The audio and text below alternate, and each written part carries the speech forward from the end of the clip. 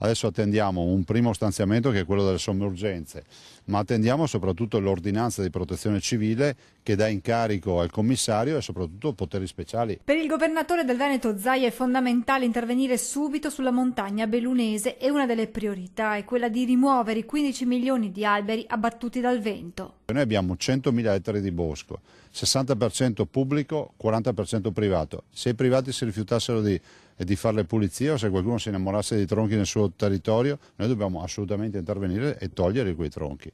E quindi ci vogliono anche poteri speciali. Serve l'aiuto di tutti, ma soprattutto servono fondi da destinare a quei paesi devastati da acqua, fango e vento. Il primo appello lo facciamo al governo, visto che considerato che paghiamo un sacco di tasse, ci aspettiamo una bella risposta e il governo ci è sempre stato a fianco fino ad ora, ci sono già dei bei propositi. E poi ci sono i privati e le aziende che stanno già rispondendo all'appello, pronte a fare la loro. Molti rinunciano agli omaggi di Natale e dicono storniamo tutte le cifre al conto corrente della regione, che è il conto dedicato ai nostri alluvionati, ai catastrofati come li chiamo io, no? E a proposito del conto corrente istituito dalla Regione Veneto, a chi è scettico nel versare temendo che i soldi possano non arrivare a destinazione, il governatore risponde così. Noi abbiamo già avuto un test che è stato quello del 2010, fino all'ultimo centesimo è andato ai territori, punto. Se poi qualcuno vuole fantasticarci sopra, va in procura, non nei social network, almeno vediamo faccia e nome e cognome.